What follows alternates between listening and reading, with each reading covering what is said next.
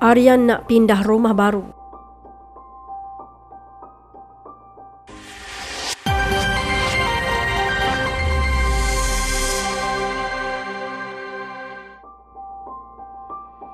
Meskipun reda dengan pemergian anak tersayang, setiap detik terakhir bersamanya pasti akan dikenang sepanjang hayat.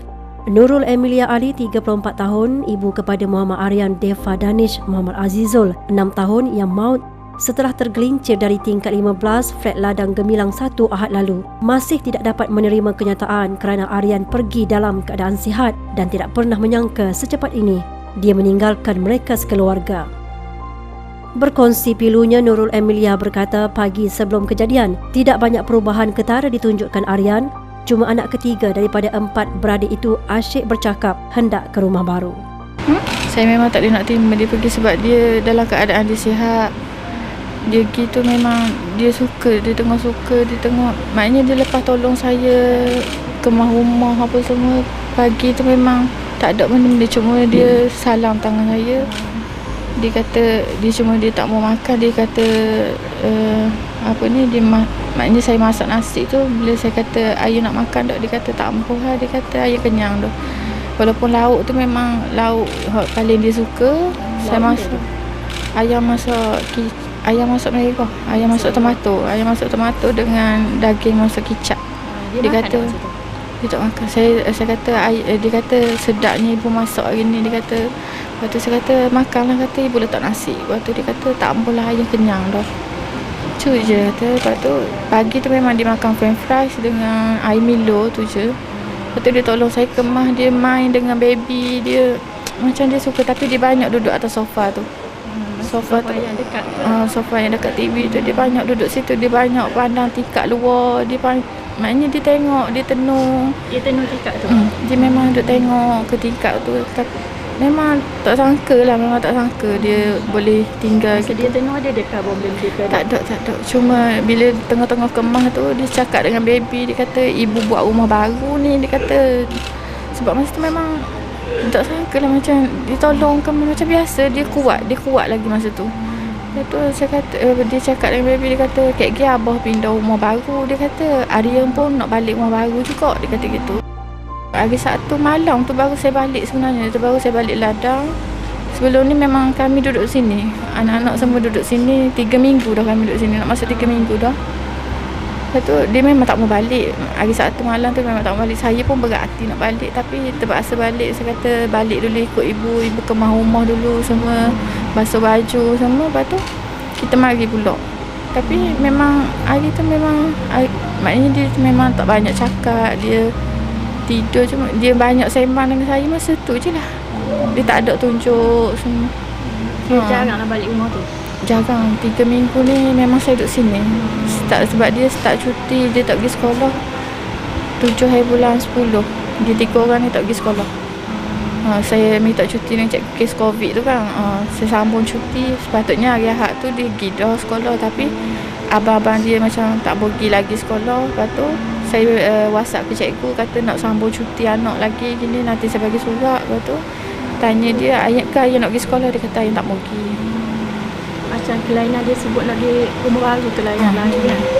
Selagi saya tengah kemah tu, dia salam saya. Dia salam. Lepas tu hari Sabtu tu memang dia kemah rumah ni banyak lah. Lepas tu ada dia cakap dengan Tok Mang, macam Tok Saudara gitulah. Dia kata ayah minta maaf, dia kata kita minta maaf, dia kata gitu. Jadi Tok Mang bila tengok dia tak ada tu, memang Tok Mang nangis.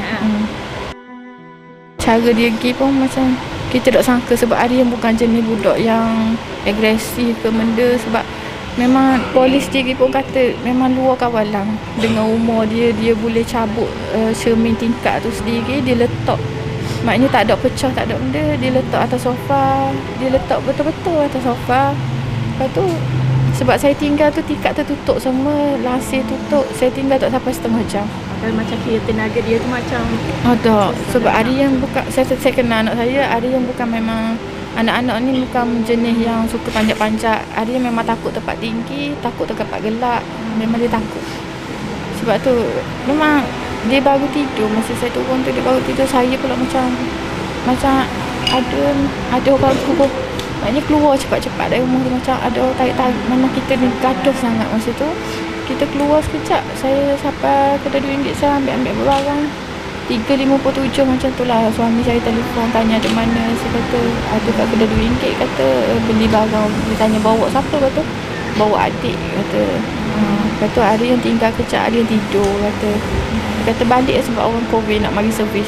Kata okey, kata balik sampai dekat Pokat tu, dia call lagi saya, dia kata tolong balik, dia kata sebab ada orang tuan rumah call, dia kata ada budak jatuh dari bangunan. Saya kata bukan anak saya, kata maknanya kita tak fikir anak kita sebab rumah tu memang selamat. Maknanya rumah saya bukan jenis tingkat macam ni. Rumah saya dekat Nako. Lepas tu saya kata saya kunci semua tingkat. Ada yang memang dokkan buat gitu sebab saya tinggal TV, saya buka cerita kartun apa semua sebab dia baru tidur. Saya kata saya tinggal pun dia pernah lah tinggal puan tu. Saya tinggal dia tak pernah lah macam tu. Memang tak pernah. Memang saya pun tak tahu buat apa saya pergi kedai RM2. Saya Ini first time dia duduk seorang. First time saya tinggal, dia boleh tinggal dia seorang gitu. Kata memang kejut sangat really sampai bawah tu tengok orang ramai dah. Lepas tu ada kak-kak dekat situ, dia mari sambut saya, dia peluk saya, dia kata sabar, reda, dia kata anak pergi. Saya kata bukan anak saya kak. Dia kata sabarlah, dia kata sebab orang situ memang kenal anak. Ini awal saya dia. Lepas tu bila orang suruh pergi mengesah tu memang saya tak boleh nak pergi sebab saya ingatkan mayat anak saya tu hancur apa semua, tapi tak. Saya mandi dia, saya tengok dia memang gigi dia, saya cek semua gigi, hidung dia tak ada patong, tak ada patong, tak ada benda. Memang sempurna, macam tak ada pecah, tak ada benda muka Macam bukan jatuh dari bukan. Kalau ikut saya ingatkan dia macam tak ada rupa pecah bala, pecah perut apa semua. Sebab tu saya kata saya tak nak tengok anak saya, tapi memang tak. Saya macam tak percaya benda tu semua. Memang orang kata maknanya Allah jaga dia. Nurul Emilia memberitahu kepada pemberita selepas menerima kunjungan Pengerusi Jawatan Kuasa Kebajikan, Pembangunan Wanita dan Keluarga dan Perpaduan Nasional Negeri Hanafiah Mat di Rumah Datuk Arwah di Jalan Kenanga, Batu Buruk, Kuala Terengganu. Rombongan yang diketuai oleh Hanafiah itu turut menghulurkan sedikit sumbangan dan melahirkan rasa simpati terhadap kejadian yang berlaku selain memberikan kata-kata semangat kepada ibu bapa mangsa. Terdahulu dalam kejadian kira-kira pukul 4 petang, mangsa dikatakan terjatuh dari tingkap di ruang tamu ketika tinggal bersendirian di rumah.